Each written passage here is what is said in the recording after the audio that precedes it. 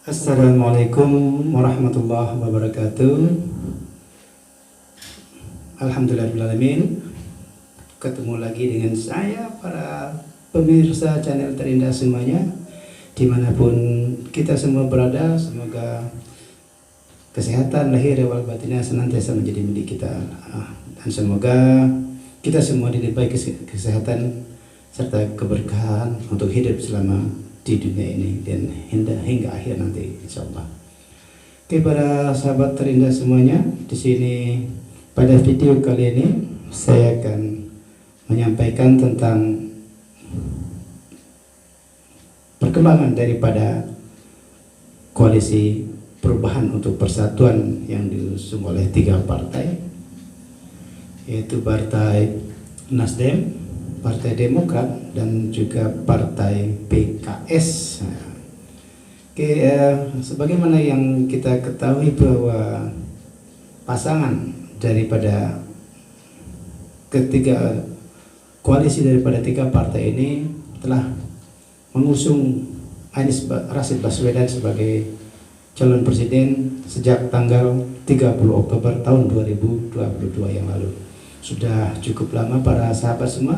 Hari ini sudah tanggal 5 Juli, sudah lebih setengah tahun. Akan tetapi perkembangannya hingga saat ini kita belum mendengar siapa yang akan menjadi wapresnya Anies Baswedan ini. Terakhir didengung-dengungkan bahwa Anies akan mengumumkan calon wakil presiden beliau setelah beliau pulang dari menunaikan ibadah haji pada tahun 1444 Hijriah atau tahun ini, dan itu kemungkinan akan disampaikan oleh beliau. Tapi apa yang akan disampaikan oleh beliau ini telah mendapat analisa-analisa daripada para ahli-ahli politik atau para pengamat sosial media dari yang beredar di media sosial sekalian. Dari apa yang kita saksikan di media sosial bahwa Anies Baswedan katanya dia telah memegang atau mengantongi 1 nama yang akan mendampingi dia sebagai calon wakil presiden pada kompetisi Pilpres nanti pada tahun 2024. Dan santer di sini terdapat beberapa nama yang akan dia sampaikan, dan saya sedikit merespon di sini. Ada yang menyatakan bahwa Anies digadang-gadang dia akan memilih Gatot Nurmantio sebagai calon wakil presiden beliau di kompetisi Pilpres tahun 2024 nanti. Kemudian ada juga yang mengatakan bahwa dia akan disandingkan dengan AHY sebagai ketua umum Partai Demokrat atau sebagai akhir yang diusung oleh Partai PKS, dan muncul satu nama lagi, yaitu Khofifah Indar Parawangsa. Jadi ada 4 nama yang coba disanding-sandingkan untuk mendampingi Pak Anies Baswedan dalam kompetisi Pilpres tahun 2024 nanti.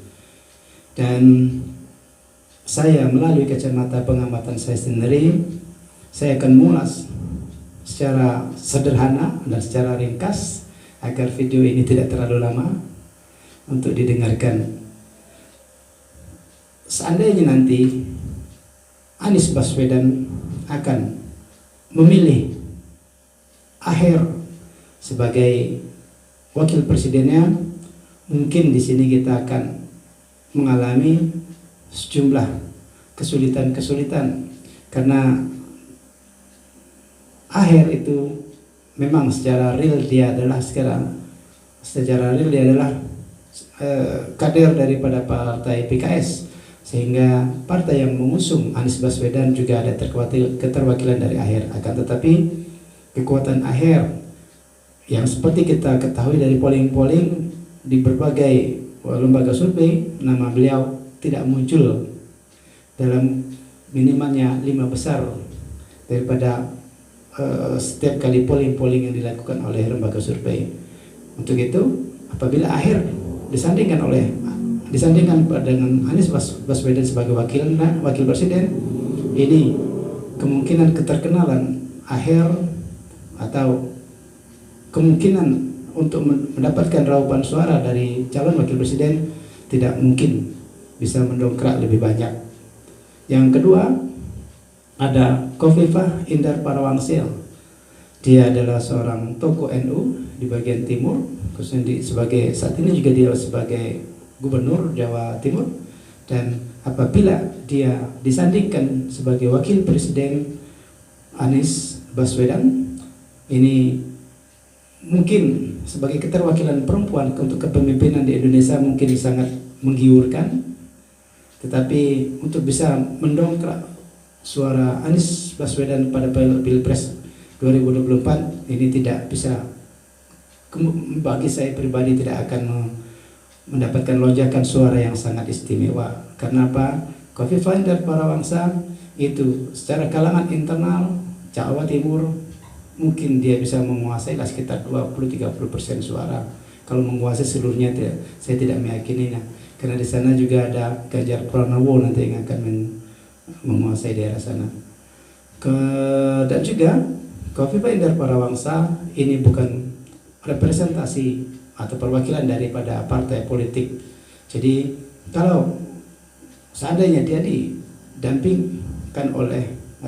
didampingkan dengan Anies Baswedan, ini suara yang diraih pun tidak akan signifikan, karena sangat diyakini.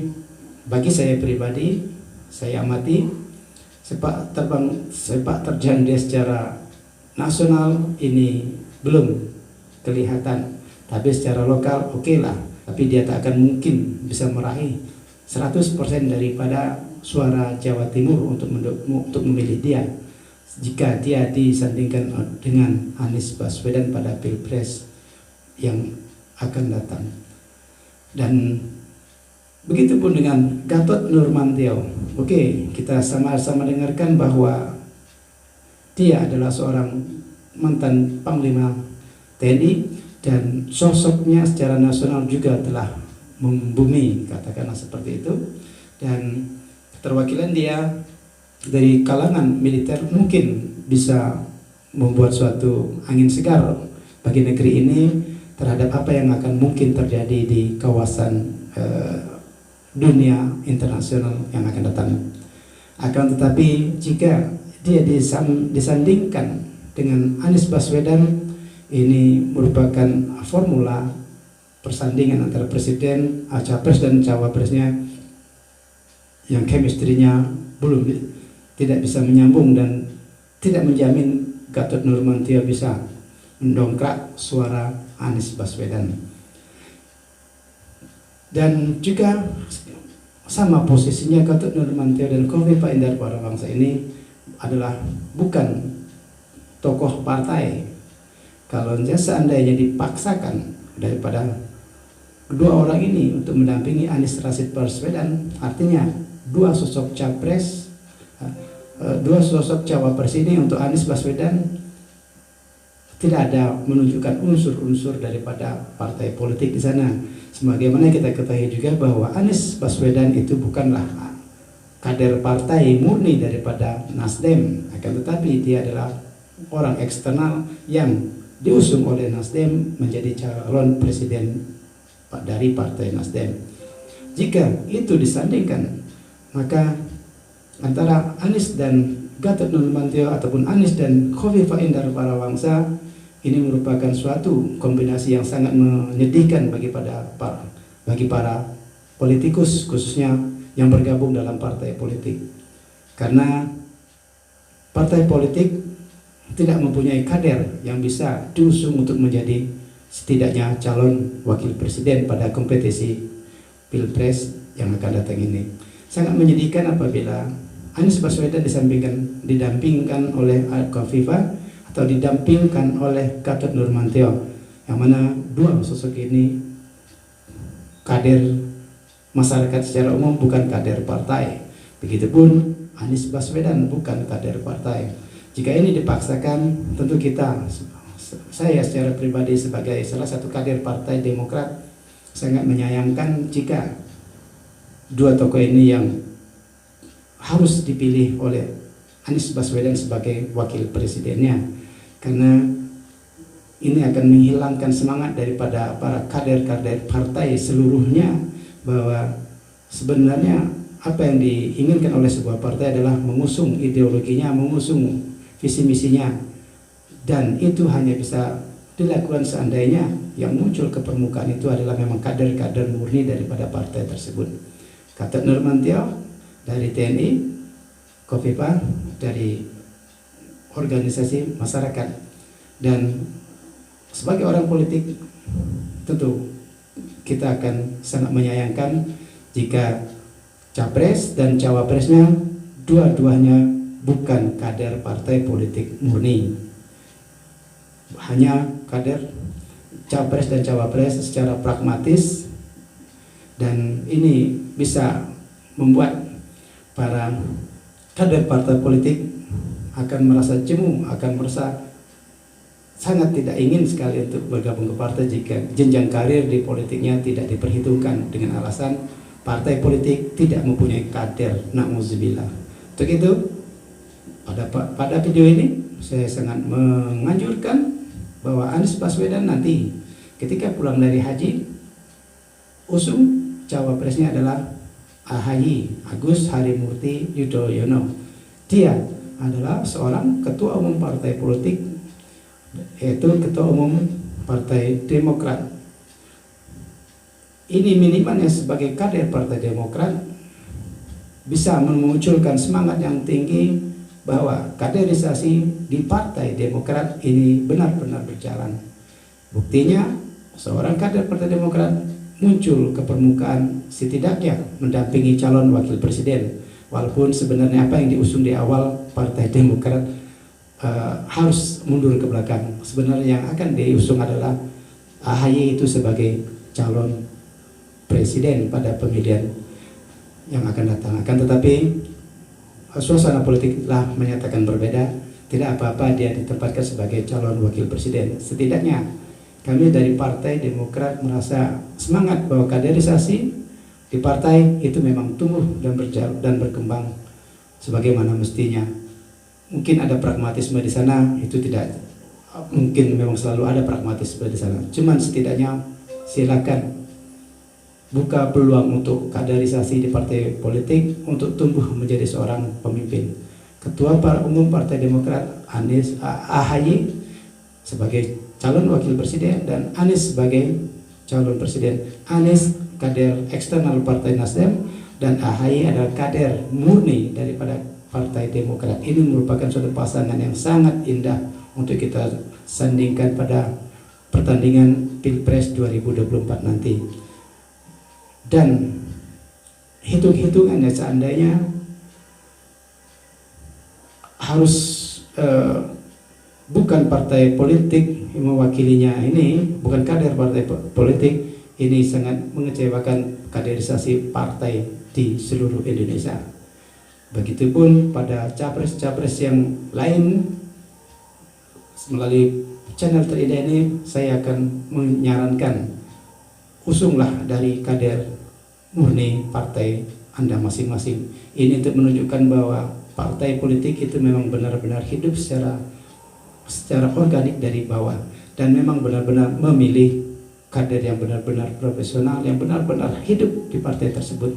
Meskipun nanti setelah terpilih sebagai pemimpin, dia menjadi pemimpin negeri ini, menjadi pemimpin Indonesia, bukan hanya partai politik dari mana dia berasal saja bisa dia lindungi, tetapi Indonesia secara umum harus dia lindungi.